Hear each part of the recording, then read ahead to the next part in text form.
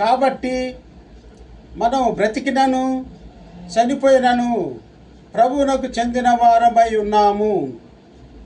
తాను మృతులకును సజీవులకును ప్రభువుగా ఉండుటకు ఇందు నిమిత్తమే కదా క్రీస్తు చనిపోయి మరలా బ్రతికెను.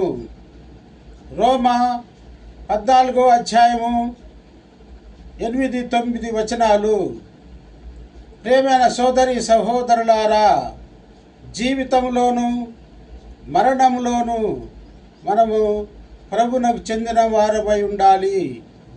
మనము ఎల్లప్పుడూ ప్రభువును గణపరచు వారలముగా ఉండాలి.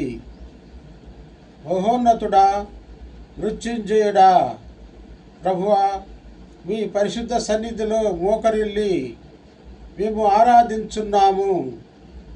ప్రభువా, మేము శరీర ఆశల్లో చిక్కుకొని ఆత్మీయ యుద్ధంలో ఓడిపోకుండా కాచి కాపాడండి. ఆమెన్.